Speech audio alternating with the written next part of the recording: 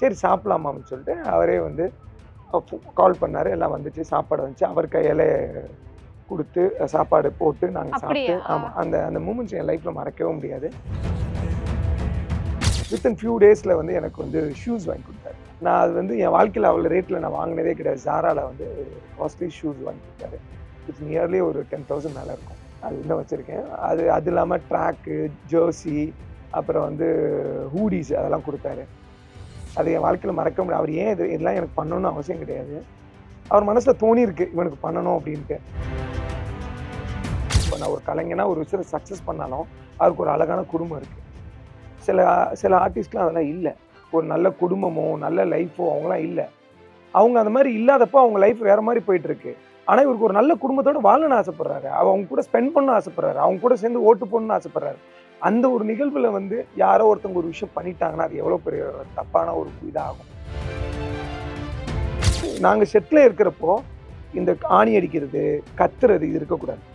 நாங்க எல்லாம் பேசிட்டு இருக்கப்ப லவுடா பேசு அப்படிதான் சொல்லுவாரு. ஏன்னா, அவருக்கு அது ஊசி குத்துற மாரி இருக்குமா.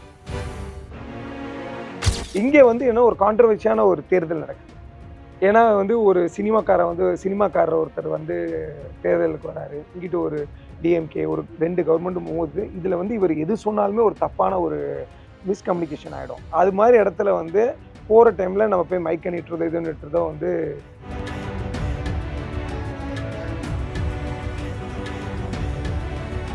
ஒரு ஆணா இருக்கட்டும், ஒரு பெண்ணா இருக்கட்டும், அது வேற்றுமைகளை பத்தி நம்ம வந்து இப்போ ஒரு ஆணை ஒரு மாரி பார்க்கறது, பெண்ண ஒரு மாரி அந்த வேற்றுமைக்கு எதிரானவர் அவர். நீங்க பார்த்தீங்கன்னா, ஷாலினி மேடமும் அவரும் வரப்போற ஒரு ஃபங்ஷனுக்கு போறப்போ, அவர் கார்ல இறங்கி அவர தொறந்து விட்டு கைய பிடிச்சிட்டு வெளில விடுவாங்க. இது வந்து எல்லா ஹஸ்பண்டும் ஒரு ஒய்ஃப்க்கு பண்ணுவாங்கலாம் கிடையாது. அவர் இன்னமும் ஒரு பொது வெளியில ஒரு ஆக்டர் இவ்வளோ பெரிய ஆக்டர் பண்ண வேண்டிய அவசியம் கிடையாது. தமிழ் மூவி வேர்ல்ட் நேயர்களுக்கு வணக்கம். இன்னைக்கு நம்ம கூட the most beautiful upcoming hero இணைஞ்சிருக்காரு. இவரை பத்தி தெரியாதவங்க யாருமே இருக்க முடியாது. ஏன்னா இவரு சீரியல்ஸ்ல இருந்து படங்கள் வரைக்கும் நடிச்சிருக்காரு. விஜய் டிவில பல சீரியல்ஸ்ல இவரை நம்ம பார்த்திருப்போம். அதே மாதிரி படங்கள்னு எடுத்துக்கிட்டா நம்ம அஜித்குமார் அவர்கள் கூட விடாமுயற்சி படம், அதே மாதிரி ராவண கூட்டம்ல செகண்ட் ஹீரோவா இன்னும் பல படங்கள் இவர் பண்ணியிருக்காரு. இவர் தான் இன்னைக்கு நம்ம கூட இணைஞ்சிருக்காரு. வணக்கம் சார். வணக்கம்மா. எப்படி இருக்கீங்க? நல்லா இருக்கேன். நீங்க எப்படி இருக்கீங்க? சூப்பரா இருக்கேன் சார். சார் உங்கள பத்தி சொல்லணும்னா நெறைய விஷயங்கள் சொல்லிட்டே போலாம். ஏன்னா நீங்க அவ்ளோ பண்ணியிருக்கீங்க. First I start up with you Ajith sir கிட்ட இருந்து ஸ்டார்ட் பண்றேன். அஜித் சார் கூட நீங்க டிராவல் பண்ணியிருக்கீங்க. கரெக்ட்டா? அது மட்டும் இல்லாம விடாமுயற்சி படத்துல நீங்க மெயின் கேரக்டர்ல நடிச்சிருக்கீங்க. ஸோ அஜித் சார் கூட நடிச்சப்போ அந்த டிராவல் எக்ஸ்பீரியன்ஸும் சரி, அவர் கூட நடிச்ச எக்ஸ்பீரியன்ஸும் சரி உங்களுக்கு எப்படி இருந்துச்சு? நான் வந்து அது ஆக்சுவலா எப்படி பார்க்குறேன்னா, ஆ புதுவிதமான எக்ஸ்பீரியன்ஸ் தாம்மா. என் வாழ்க்கையில வந்து ஒரு தேடல் நோக்கி போறப்போ, ஒவ்வொரு கலைஞனுக்கும் எதிர்பார்க்கிறது புது புது விஷயங்கள கத்துக்கணும் அப்படின்ற ஒரு நோக்கத்துல தான் போவாங்க. நான் அப்படிதான் ஒரு ஒரு ஆக்டர்ஸ்ட்டயும் நான் கத்துக்கிட்டு வந்தேன். விஜய் சேதுபதி சாரா இருக்கட்டும், ஆ ஜெயம் ரவி சாரா இருக்கட்டும், விஷால் சாரா இருக்கட்டும், ஒரு ஒரு படங்களையும் பண்ணிட்டு வரப்போ, நான் ஒரு அனுபவம் கிடைச்சது. அத தாண்டி எனக்கு அஜித் சார்ட்ட ஒரு புதுவிதமான அனுபவம். அது எப்படி சொல்றதுன்னு தெரியல. ஏன்னா இந்த படம் எனக்கு கிடைக்குமா, கிடைக்காதான்ற ஒரு ஒரு விஷயத்துல நடந்த ஒரு மிராக்கிள் தான் சொல்லலாம். கிடைச்சு அந்த இடத்துக்கு போறோம். இவர் கூட நடிக்க போறோம். அதெல்லாம் தாண்டி, ஆ இது நம்ம கரெக்ட்டா முடிச்சு வருவோமா? அப்படின்ற ஒரு பயம் இருக்குல்ல. அதெல்லாம் வந்து டோட்டலா வந்து போயிடுச்சு. ஏன்னா, அந்த இடத்துக்கு போனதுக்கப்புறம் அவர்ட்டருந்து நெறைய விஷயம் கத்துக்கிட்டேன். அவரே டீச் பண்ணாரு. அது எல்லாத்துக்குமா கிடைக்குமான்னு தெரியாது. பட் எனக்கு அது ஒரு பெரிய அனுபவம் கிடைச்சது அவர் கூட ட்ராவல் பண்ணது. ஓகே. எல்லாருமே வந்து அஜித் சாருக்கு ஃபேனா இருப்போம். நீங்களும் ஒரு ஃபேன் பாய் தான் கரெக்ட்டா? ஆமா. அவரு பக்கத்துல நின்னு அவர் கூட நடிக்கும்போது எப்படி இருந்துச்சு உங்களுக்கு? இல்ல ஃபர்ஸ்ட் டே வந்து டோட்டலா உடைச்சுட்டாரு. அது மேபி எனக்கு அது இல்ல. அதுக்கு காரணம் வந்து அது அவருக்கு தெரியுது. நான் வந்து ஷூட் வந்து எங்களுக்கு நாளைக்கு தான் ஆக்சுவலா. நாளே நான் போய் செட்டுக்கு போயிட்டோம். போய் அங்க போய் உட்கார்ந்திருக்கிறப்போ, அஜித் சார்ட்ட வந்து டைரக்டர் மகிழ் சார் வந்து இவர் வந்து கணேஷ். ஏன்னா மகிழ் சார் கூட நான் ஏற்கனவே வந்து ஒரு 2 படம் பண்ணியிருக்கிறதுனால அவர் இன்ட்ரோடியூஸ் பண்ணி வச்சாரு. அப்போ அவர் ஷார்ட்ல இருக்காரு. அஜித் சார் வந்து ஷார்ட்ல இருக்காரு. அவரு வந்து அஜித் சார் வந்து ஷார்ட்ல இருக்கிறதுனால, உடனே பார்த்து ஹாய் சொல்லிட்டு போயிட்டாரு. சரி ஓகே சொல்ட்டாரு போனோனே, அப்ப அவர் சார்ட்ட வந்து மகிழ் சார்ட்ட நான் பேசிட்டு இருக்கேன். அந்த ஷாட் என்னன்னா, ஒரு கார்ல வந்து போய் டிராவல் பண்ற மாரி ஒரு ஷாட் எடுத்துட்டு வந்துட்டாங்க. வந்து நான் மகிழ் சார்ட்ட பேசிட்டு இருக்கேன். Sir look okay. அது ஓகேயா சார்? என்ன சார் பண்ணணும்? ஏது பண்ணணும்? அவர்ட்ட ஏன்னா எனக்கு அடுத்தது என்ன பண்ண போறோம்? இப்படி வந்திருக்கோம். பிளாங்க்கா இருக்கிறோம்ல. அவங்க எப்பொழுதுமே உங்களுக்கு தெரியும். ஒரு சில மூவிஸ்லாம் வந்து ஆன் த ஸ்பாட்ல தான் எல்லாமே குடுப்பாங்க. எனக்கு கொஞ்சம் அவர்ட்ட கேட்பேன். சார் என்ன சார் பண்ண போறோம்? ஏது பண்ண போறோம்? இது வருண்டா, வருண்டான்னு சொல்லிட்டே இருக்கிறாரு. அந்த டைம்ல வந்து பிரேக் ஆக்சுவலா லஞ்ச் பிரேக். அஜித் சார் அங்கருந்து கூப்பிடுறாரு. அவர கூப்பிடுங்க அப்டின்னோனே, மகிழ் சார், "ஏய் உன்ன தான்டா கூப்பிடுறாரு போடா" அப்டின்னோனே, உடனே அவர் கார்ல ஏத்தி கூட்டிட்டு போயிட்டு அவர் கேரவன் கூட்டிட்டு போயிட்டாரு. கூட்டிட்டு போய் உட்கார வச்சு, "நீ யாரு? என்ன பண்றன்னு?" ஃபர்ஸ்ட்டு என்ன பத்தின ஹிஸ்டரிலாம் கேட்டாரு. ஓ! அவரு உங்ககிட்ட ஆமா, பேசினாரு. ஆமா. உட்கார வச்சு கேட்டாரு. "நீ யாரு? எத்தன படம் பண்ணியிருக்க? ஏது இருக்க? உங்க ஃபேமிலி என்ன?" இவ்ளோ விஷயம் கேட்டாரு. அது வந்து ஒரு ஒரு அவர் கேட்கணும்னு எனக்கு அவசியம் இல்ல. அவரு கூப்பிட்டு கேட்டு, அங்கேயே எனக்கு முடிஞ்சு போச்சு. ஆல்மோஸ்ட் எனக்கு முடிஞ்சு போச்சு. நான் அவர்ட்ட கேட்டேன், "அண்ணா, அண்ணான்னு சொல்லிக்கலாமா? உங்கள எப்படி சார் கூப்பிடுறது?" "நீ அண்ணானே உனக்கு எப்படி பிடிச்சிருக்கோ அப்படி கூப்பிடு." நான் அண்ணா, அண்ணான்னு தான் கூப்பிட்டேன். அப்புறம் கேட்டாரு, "எத்தன படம் பண்ணியிருக்க? ஏது பண்ணியிருக்க? நீ என்ன பைக் வச்சிருக்க?" மொதற்கொண்டு கேட்டாரு. "கார் என்ன வச்சிருக்கேன்?" "நான் பைக் சாதாரண பல்சர் வச்சிருக்கேன் சார்" அப்படின்னேன். "ஓ! பல்சர் வச்சிருக்கியா? கார் என்ன மாருதி 800 இருக்கு சார். அது அப்பாட்ட இருக்கு" அப்படின்னாரு. "ஏன் வேற கார்லாம் வாங்கலையா?" "இல்ல சார் இன்னும் அந்த அளவுக்கு வரல. எனக்கு ஆசை. உங்கள மாரி பைக் வாங்கணும். நடக்கும், நடக்கும், நடக்கும்" அப்படின்னாரு. சரி சாப்பிடலாமான்னு சொல்லிட்டு அவரே வந்து கால் பண்ணாரு. எல்லாம் வந்துச்சு. சாப்பாடு வந்துச்சு. அவர் கையால குடுத்து, சாப்பாடு போட்டு நாங்க சாப்பிட்டு அப்படியா? ஆமா. அந்த அந்த மொமெண்ட்ஸ் என் லைஃப்ல மறக்கவே முடியாது. அது முடிஞ்சு அ ஷூட்டிங் ஸ்டார்ட் பண்ணியுமே எங்கள்ட்ட ஒரு 1/2 அன் ஹவர் எக்ஸ்ட்ரா தான் பேசிட்டு இருந்தாரு உள்ள. ம். நீ அவரோட பத்தின விஷயங்கள், இங்க வந்திருக்கீங்க, இப்படி இருக்கணும், அப்படி இருக்கணும், இந்த இடம் ஏன்னா அவரு எப்படின்னா கைட் பண்ணிருவாரு முன்னாடியே. நீ எப்படி இருக்கணும்? ஏன்னா இது உனக்கு புதுசா இருக்கும். இந்த இடம் புதுசா இருக்கும்னு பயப்படாத. இந்த இடத்துல நீ எப்படி இருக்கணும்? இது புதுசு. ஆப்வியஸா எனக்கு ஒரு ஃபாரின் கண்ட்ரி அசர்பைஜான் ஒரு நாடு. அங்க போறோம். அந்த இடத்துல இப்படி ஒரு விஷயம் நடிக்க போறோம். நீங்க இப்படிலாம் நடிக்க போற, இது மாரி நடிக்க போற. அவரு எனக்கு சொல்லிக் குடுக்குறாரு. இப்படி இரு, கூலா இரு. பெருசா நீ பெரிய ஆர்டிஸ்ட் நடிக்கிற மாரிலாம் நினைக்காத. அவ்வளோ விஷயம் சொன்னாரு. அப்புறம் அவர் கடந்து வந்த பாதைகள், இதெல்லாம் ஒரே நாள்ல எங்களுக்கு சொல்லிட்டாரு. நீ எப்படி இருக்கணும்? நீ வந்து யார்கிட்டயும் தல வணங்கணும்னு அவசியம் இல்ல. நீ வந்து இங்க உழைக்க வந்திருக்க, ஜெயிக்க வந்திருக்க. அதுக்கான ஊதியத்துக்கு என்னவோ அது கிடைக்கும். நீ யார்ட்ட போய் கெஞ்சதோ, இது போ கால் கையில விழுறதோ எதுவுமே பண்ணாத. அதுக்கான முயற்சிகள பண்ணு. அதுக்கான இது எல்லாமே உன்ன தேடி வரும். நெறைய விஷயம் அதுல இது பண்ணாரு. Okay sir. அதே மாரி இன்னொரு விஷயம் சொன்னா, ம், அஜித் சார் வந்து சூப்பரா சமைப்பாரு. ம். எஸ்பெஷலி பிரியாணி. ஆமா. நாங்க நெறைய Instagram ரீல்ஸ்லேருந்து சோசியல் மீடியால பார்க்குறோம். ஷூட்டிங் ஸ்பாட்ல அந்த ஒரு அனுபவம் உங்களுக்கு கிடைச்சதா? கிடைச்சது, கிடைச்சது. பட் நான் வந்து நாங்க அன்னைக்கு நான் இருந்தப்போ ஃபர்ஸ்ட் ஷெட்யூல் அப்ப எனக்கு கிடைச்சது வந்துன்னா, மட்டன் கிரேவியும், ரைஸும் பண்ணி குடுத்தாரு. அப்புறம் ஃபிஷ் பண்ணி குடுத்தாரு. அடுத்த ஷெட்யூல் நான் வந்து மாலை போட்டு போனதுனால, அத மிஸ் பண்ட்டேன். அந்த மிஸ் ஆயிடுச்சு. பிரியாணி ஆமா. சில விஷயத்துல மிஸ் பண்ட்டேன். ஏன்னா, அங்க போயிட்டு கொஞ்சம் ஒரு சாமிட்ட கொஞ்சம் வேண்டியிருந்தேன். இந்த படம் கிடைச்சா நல்லதுன்னு சொல்லிட்டு, அப்ப மாலை போட்டிருந்தேன். செகண்ட் ஷெட்யூல் அப்போ அந்த விஷயங்கள்லாம் நடந்துச்சு. அந்த பிரியாணி சாப்பிடுற பாக்கியம் கிடைக்கல. கிடைக்கல. எனக்கு ரைஸ் மட்டனோட ஆனா மட்டன் முடிஞ்சிருச்சு. குழம்பே வேற மாரி பண்ணியிருந்தாரு. அதுவே நல்லா சூப்பரா சூப்பரா இருந்துச்சு. இருந்தது. ஆமா. அஜித் சாருக்கு நீங்க ஏதாவது கிஃப்ட் குடுத்துருக்கீங்களா ஷூட்டிங் ஸ்பாட்ல? குடுக்கணும்னு தோணியிருக்கா? ஏன்னா இவ்ளோ பெரிய லெஜண்ட் கூட நம்ம நடிச்சிருக்கோம். சரி நம்ம மெமரீஸா ஏதாவது குடுப்போமே அப்படின்னு எனக்கு குடுத்துருக்கீங்களா? தோணுச்சு. பட் அத எப்படி எடுத்துக்குவாங்கன்னு நமக்கு தெரியாது. ஏன்னா, அவங்க பார்க்காத கிஃப்ட் கிடையாது. பெரிய பெரிய விஷயம்லாம். பட் அவரு எனக்கு குடுத்திருக்காரு கிஃப்ட். அதுதான் ரொம்ப ஒரு ஆச்சரியமான விஷயம். என்னன்னா, அவர் கூட இருக்க அசிஸ்டன்ட் வந்து ஆக்சுவலா யூசுவலா நான் எந்த ஷூட்டிங் ஸ்பாட் போனாலும், எங்க போனாலும் நான் தங்குற இதுல வந்து நான் வொர்க் அவுட் பண்ண ஆரம்பிச்சுருவேன். அப்ப நான் வொர்க் அவுட் பண்ணிட்டு இருக்கப்போ, அஜித் சாரோட அசிஸ்டன்ட் வந்து மேக்கப் மேன். அவங்கலாம் வந்து நான் தங்கியிருந்த ஹோட்டல் மேல தான் தங்கியிருந்தாங்க. கீழ நான் ஜிம் பண்றப்போ சேர்ந்து வந்தாங்க. அப்போ வந்து கேமரா டீமு, அப்புறம் மேக்கப் டீம் எல்லாமே என்ட்ட வந்து கேட்டாங்க. எப்படி சார் வொர்க் அவுட் பண்ணா? வொர்க் அவுட் சொல்லிக் குடுத்துட்டு இருந்தேன். அந்த டைம்ல அஜித் சாரோட பையன் வந்து சாரி அவர் கூட இருக்கவர் வந்து என்ட்ட கேட்டு அவரும் பண்ணாரு.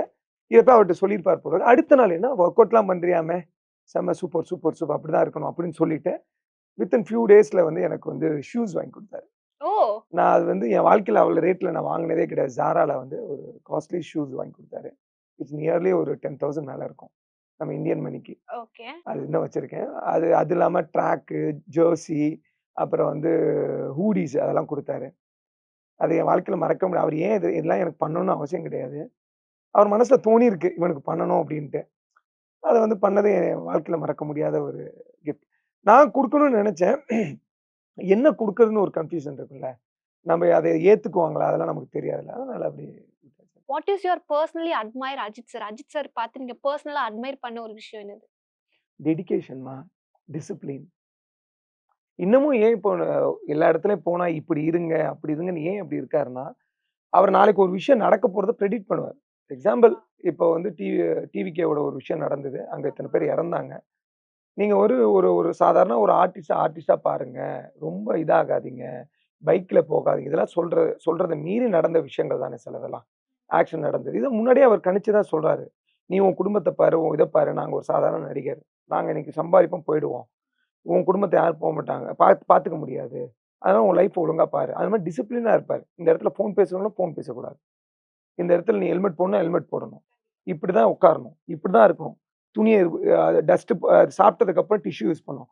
அவர்ட்ட வந்து நெறைய டிசிப்ளின் நெறையா எப்படி இருக்கணும்ன்றத விஷயங்கள கத்துக் குடுத்தாரு அவரு.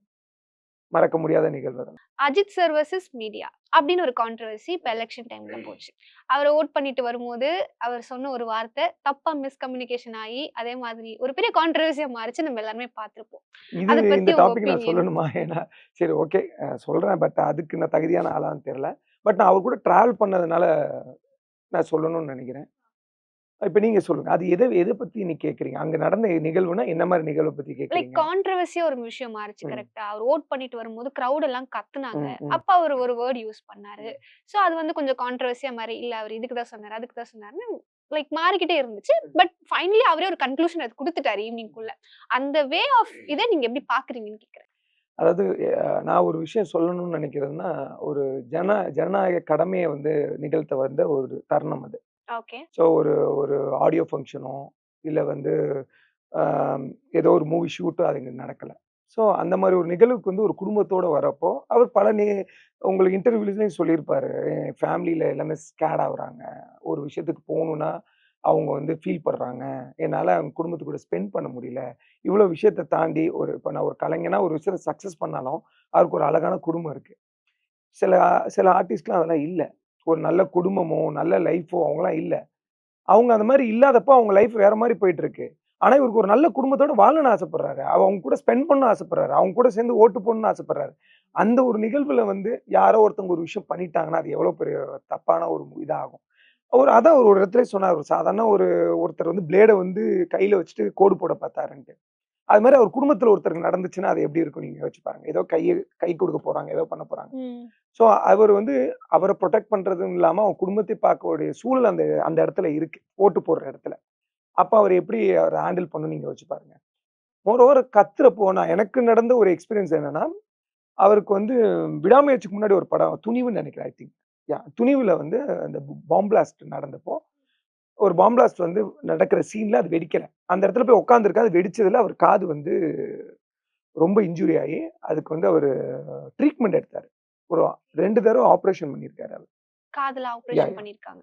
ஒரு ஒரு மூமெண்ட்ஸ் நடந்தது. அப்போ வந்து நாங்க செட்ல இருக்கிறப்போ, இந்த ஆணி அடிக்கிறது, கத்துறது இது இருக்கக்கூடாது. நாங்க எல்லாம் பேசிட்டு இருக்கப்ப லவுடா அப்படிதான் சொல்லுவாரு. ஏன்னா, அவருக்கு அது ஒரு ஊசி குத்துற மாரி இருக்குமாம். ஆ. ஏன்னா இன்னமும் அந்த பிரச்சனை இருக்கு. அதனால தான் அவரு வந்து ஷூட்லாம் வந்து ஃபாரின்லயும் சத்தம் இல்லாத இடத்துல வைக்கிறதுக்கு ரீசன். நீங்க இதுக்கு முன்னாடி இருந்ததுக்கு, இப்போ உள்ளதுக்கு பார்த்தீங்கன்னா, அதான் காரணம். அவர் ஹெல்த் இஷ்யூஸ் இருக்கு. அந்த டைம்ல எல்லாம் சேர்ந்து கத்துனாங்கன்னா, அவர் மனநிலை எப்படி இருக்கும்? கண்டிப்பா. யோசிச்சு பாருங்க. நீங்க ஒரு ஒரு ஒரு ஒரு உங்களுக்கு இது கத்துனா வலிக்குதுன்னு தெரியுது. அந்த வலிய தாங்கிட்டு இருக்கவங்க எவ்வளோ நேரம் அத தாண்டி போக முடியும்? ஸோ அது எனக்கு பர்சனலா பார்த்த ஒரு விஷயம். இத நான் ஷேர் பண்ண விரும்புறேன். மோரோவர் வந்து மீடியா அவரு வந்து அப்பலேருந்தே சொல்லிட்டாரு. எனக்கு மீடியா வந்து இப்போதைக்கு நான் மீடியால எதுவுமே குடுக்கறதில்ல அவரு. ஓகேங்களா? Whatever it is. அவர் அங்க குடுத்துருக்கலாம், இதெல்லாம் பண்ணிக்கலாம். அத சார்ந்து நம்ம விமர்சிக்க வேணாம். இங்க வந்து என்ன ஒரு கான்ட்ரோவர்ஷியான ஒரு தேர்தல் நடக்குது.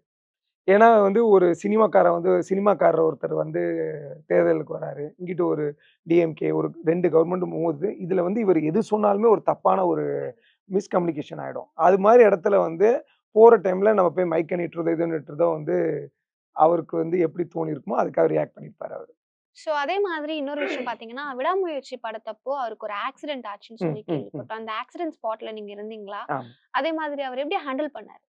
இல்ல ஆக்சுவலா நான்லாம் வந்து அந்த இடத்துல வந்து பிளாங்க். ஏன்னா நான் கண்ணுல பார்த்தோம் வண்டி வண்டி உருளுது.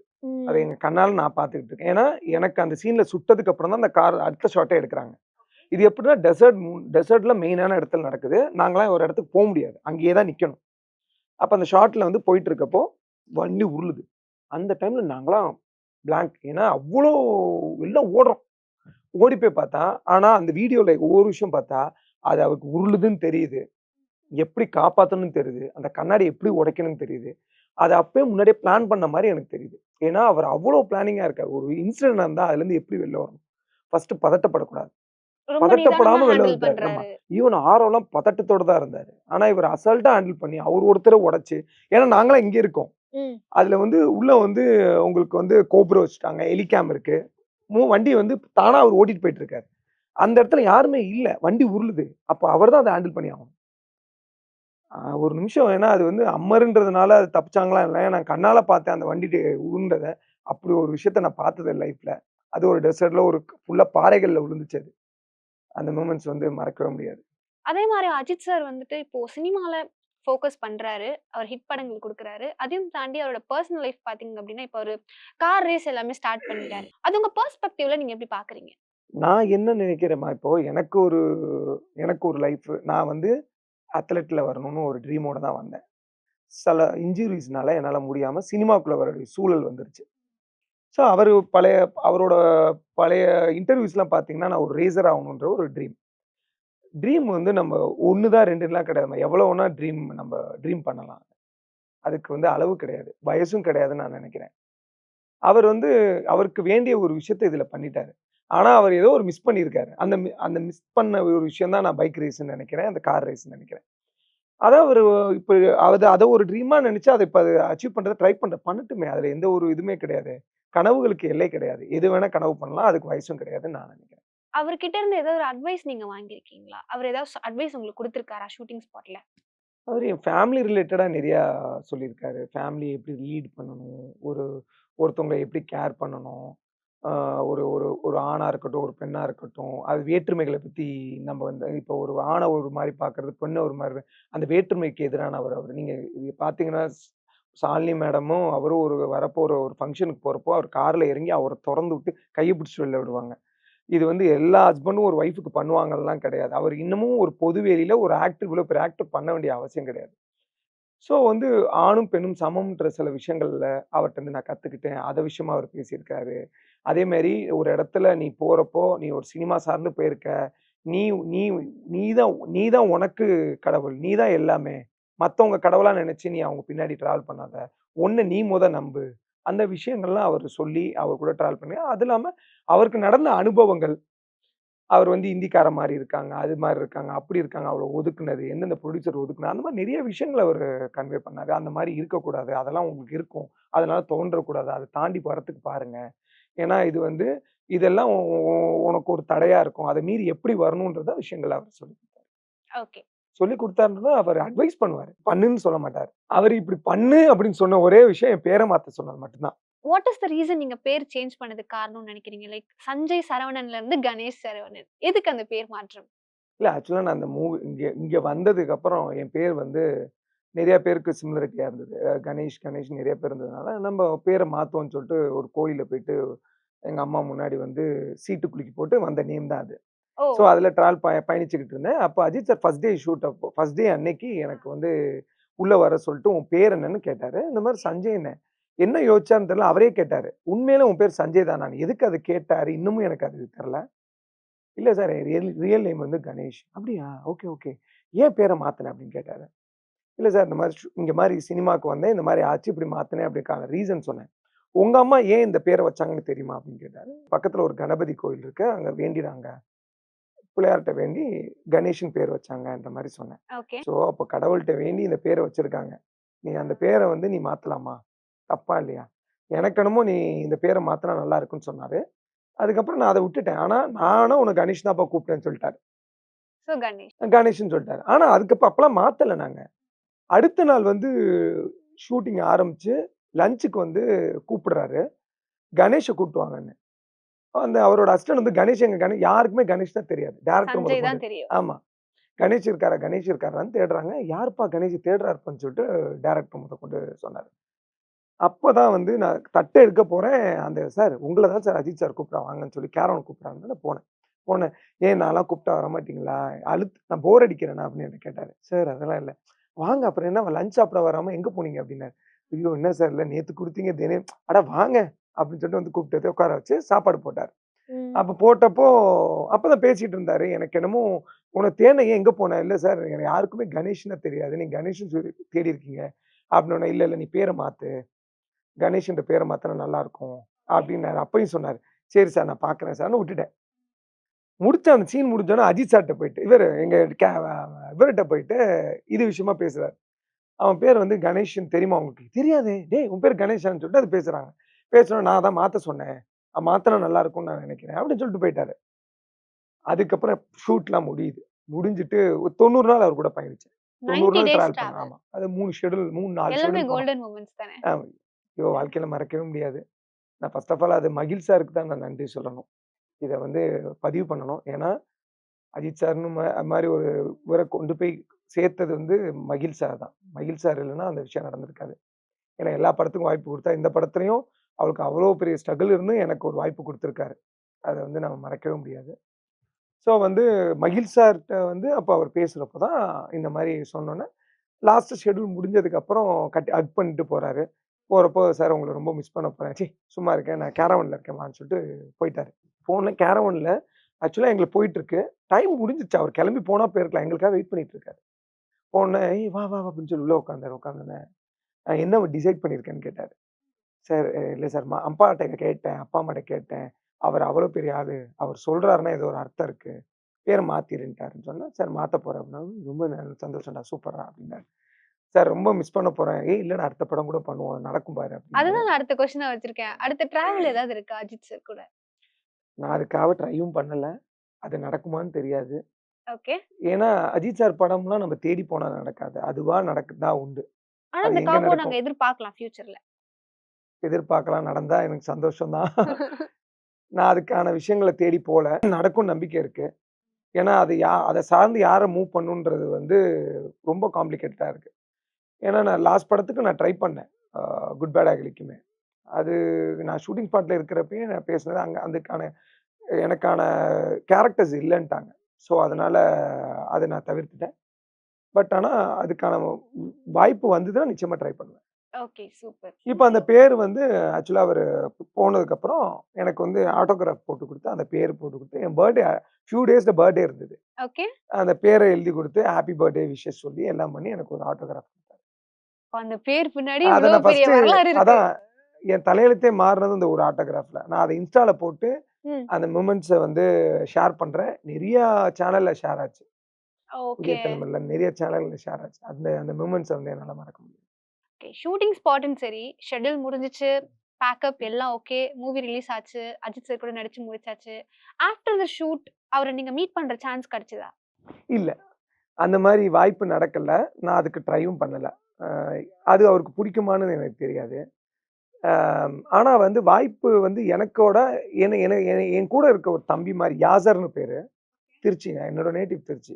என் வீட்லயே சைல்ட்ஹுட். சின்ன வயசுலேருந்தே பொறந்து வளர்ந்தவன். பக்கத்திலேயே எங்க வீட்ல நல்லது, கெட்டது இன்னைக்கு எனக்கு ஒண்ணுன்னா, என் கூட வந்து நிக்கிறப்ப. யாசர்ன்னு என் தம்பி அவன். அவன் அவன் ஃபேமிலியா இருக்கட்டும், அவனா இருக்கட்டும், எந்த ஒரு சூழ்நிலையும் என் கூடயே இருப்பாங்க. அவன் துபாய்ல வொர்க் பண்றான். துபாய்ல சார ஏர்போர்ட்ல மீட் பண்ணியிருக்கான். அஜித் சார மீட் பண்ணா நேரா அவர்ட்ட போயிருக்கான். பக்கத்துல போய், "சார் நான் வந்து இந்த மாரி கணேஷோட தம்பி" அப்படின்னு இருக்கான். கணேஷோட தம்பின்னோனே, சார் விடாமுயற்சி உன் கூட நடிச்சேன். "ஏய் வா வான்னு" சொல்லி உட்கார வச்சு பேசியிருக்காரு. அந்த மொமெண்ட்ஸ் வந்து மறக்க முடியாது. ஸோ, நான் வந்து எப்படி பார்க்குறேன்னா, அவர் இன்னமும் என்ன ஞாபகத்துல வச்சிருக்கணும்னு அவசியமே கிடையாது. எவ்வளோ பேர பயணிக்கிறாரு, எவ்வளோ பேர பார்க்குறாரு. என்ன வந்து யோசிக்கணுன்ற தேவை இல்லல்ல. ஆனா, அந்த பையன்ட்ட பேசி எல்லாம் இது பண்ணியிருக்காரு. யாசர் கூட. அதுக்கப்புறம் கிரவுட் வந்தோனே அவரு பாய் சொல்லிட்டு போயிட்டாரு. அந்த மொமெண்ட்ஸ் வந்து அவன் அங்கருந்து ஷேர் பண்ணான். "அண்ணா உங்கள ஞாபகத்துல வச்சிருக்கேன். நான் கூட வந்து அஜித் சார் உங்கள மறந்திருப்பாருன்னு நெனச்சேன். ரொம்ப சந்தோஷமா என்ன உட்கார வச்சு பேசுனாங்கன்னு" அவன் ரொம்ப சந்தோஷமா சில ஃபோட்டோஸ்லாம் எனக்கு அனுப்புனான். இப்போ அஜித் சாருக்கு வந்து பர்த்டே வரப்போது. நீங்க ஒரு ஃபேன்ன்றத தாண்டி அவரு கூட நடிச்சிருக்கீங்க. அவரு கூட நெறைய அனுபவம் உங்களுக்கு இருக்கு. ஸோ அவருக்கு ஒரு விஷ் பண்ணணும்னா நீங்க எப்படி பண்ணுவீங்க? Many more happy returns of the day Ajith அண்ணா. ஏன்னா என் வாழ்க்கையில மறக்க முடியாத நிறைய நிகழ்வுகள் எனக்கு குடுத்துருக்கீங்க. அதாவது மறக்க முடியாத விஷயங்கள் உங்க மூலமா நடந்திருக்கு. என்னோட விஷ் வந்து உங்களுக்கு வந்து சேருமான்னு கூட தெரியல. பட் எனிவே என்னோட வாழ்த்துக்கள் எப்பொழுதும் இருக்கும் உங்களுக்கு. நீங்க நல்லா இருக்கணும். எப்போதும் செட்ல எவ்வளோ சிரிச்சு பேசிட்டு இருந்தீங்களோ, அதே மாரி நீங்க எப்போதும் சந்தோஷமா ஃபேமிலியோட சந்தோஷமா இருக்கணும். ஆ அதே மாரி ஷாலினி அக்காலாம் சொல்லவே வேணாம். அவங்ககிட்டயும் நான் பேசியிருக்கேன். ரொம்ப சந்தோஷமா இருக்கு. ஆ உங்களோட ட்ரீம் நீங்க ஆசைப்பட்டது எல்லாமே நடக்கணும். இந்த தம்பியோட வாழ்த்துக்கள் எப்போதும் இருக்கும். ஹேப்பி பர்த்டேண்ணா.